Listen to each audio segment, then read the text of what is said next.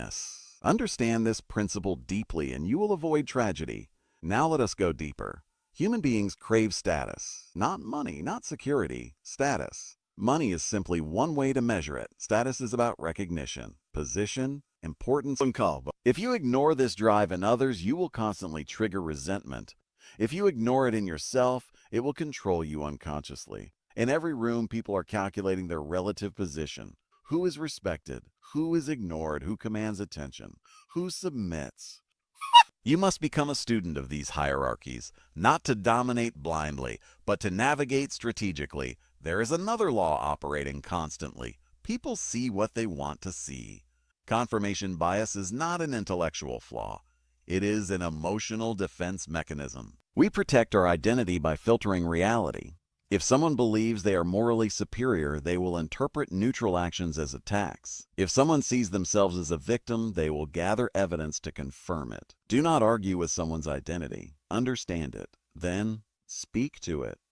This principle alone can transform your influence. Now let us turn to something even more subtle, aggression. Aggression rarely appears as overt hostility. It disguises itself as passive resistance, as moral outrage, as sarcasm, as righteous principle. People rarely attack directly. They maneuver. You must learn to detect microexpressions of resentment, a forced smile, a delayed response, a compliment edged with subtle diminishment. These are signals. Ignore them at your peril. Financial freedom, political power, social influence, none of them are sustained without psychological insight. You may accumulate wealth through skill, but you will lose it through misjudgment of people.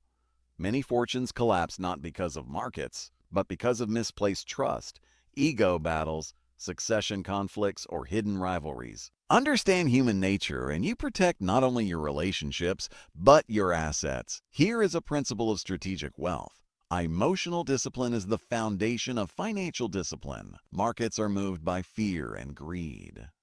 If you cannot master your emotional reactions, you will buy in euphoria and sell in panic. You will partner with charm instead of character. You will expand from ego instead of logic. To master human nature externally, you must first master it internally. Now, let me tell you something essential. Most people are asleep. They move through life reacting automatically, triggered by praise, inflamed by criticism, seduced by flattery, provoked by status threats. You must wake up. When someone insults you, observe the emotion rising in you before responding.